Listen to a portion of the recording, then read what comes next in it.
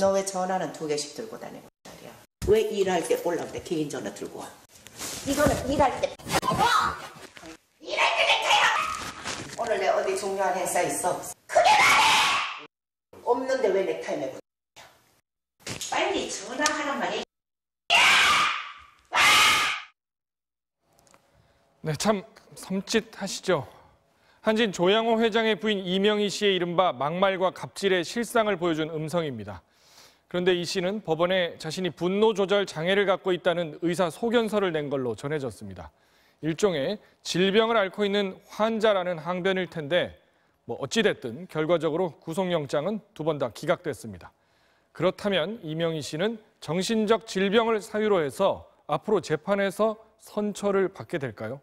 이 문제를 새로고침에서 따져봅니다. 박영애 기자, 네. 정신적으로 문제가 있으면 선처를 해준다 이런 판례들이 가끔 있는데 취지는 뭔가요? 네, 정신적으로 온전하지가 못하면 행동에 책임을 물을 수 없다 이렇게 보는 겁니다. 네. 형법에 조항이 있습니다. 심신장애로 사리를 분별할 능력이 아예 없는 사람은 아예 죄를 묻질 않습니다. 심신미약, 그러니까 판단력이 아주 없진 않지만 떨어지는 사람은 처벌을 약하게 합니다. 이 정신질환에는 일반적인 정신질환과 치매 같은 정신박약, 또 최면에 걸렸다든지 하는 비정상 상태도 인정이 되고요. 명정 상태, 그러니까 술에 만취해서 저지른 범죄도 감형이 됩니다. 이거는 계속 논란이 되고 있었죠. 네, 이명희 씨 경우는 어떤가요? 네, 일단 분노 조절 장애부터 따져봐야 될 것 같습니다. 의학적으로는 간헐적 폭발 장애라고 하는데요. 도벽, 방화벽과 묶어서 충동 장애라고 부릅니다. 대법원은 이 충동 장애에 대해서 누구나 충동을 못 참아서 범죄를 저지를 수 있다. 이거는 원칙적으로 감형 대상이 아니다. 이렇게 판시를 했습니다. 그 얘기는 이명희 씨가 감형이 안 될 수도 있다는 얘기 같은데요? 뒤 얘기가 조금 더 있습니다. 네. 만약 그 증상이 너무 심각해서 정말 정신병 수준이라면 감형을 한다. 이렇게 덧붙였습니다. 그러니까 이 판례대로면 이명희 씨가 정말 충동 장애가 맞다면 정신병 수준으로 심각해야 감형이 된다는 얘기입니다. 그렇다면은 그렇게 인정이 돼서 감형이 된 경우가 얼마나 되죠? 법원의 감형 사유별 통계 같은 거는 따로 찾을 수가 없었습니다. 네. 대신 수사 단계 통계가 있었습니다. 이명희 씨 같은 폭력 범죄에서 정신장애로 분류된 건 0.6%였습니다.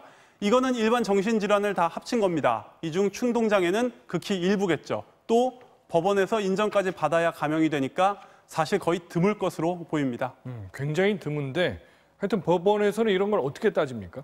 네, 일부 판례 판결들을 갖고 한번 살펴보시죠. 작년 인천 초등생 납치 살해 사건의 경우는 주범인 10대 청소년이 자폐성 장애인 아스퍼거 증후군을 앓고 있다고 주장을 했습니다. 네. 1심, 2심 모두 안 받아들였습니다. 치밀한 계획을 세워서 범행을 했다. 멀쩡한 상태였다고 본 겁니다. 분노 조절 장애에 대한 판례도 있습니다. 전남 영암의 공무원 부부를 잔혹하게 살해했던 이 부부의 아들 판결이었습니다. 지문을 없애고 또 강도가 든 것처럼 위장까지 했습니다. 역시 판단력이 멀쩡했다고 봤습니다. 감형을 노리고 환자인 척하는 건 아닌지 전후 사정을 꼼꼼히 따진다는 겁니다. 이명희 씨 사건으로 돌아와 보죠. 수년간 정신병 수준의 분노 조절 장애로 폭발을 반복했다. 그런데 여태 치료를 안 하다가 사법 처리 직전에 병원에 갔다.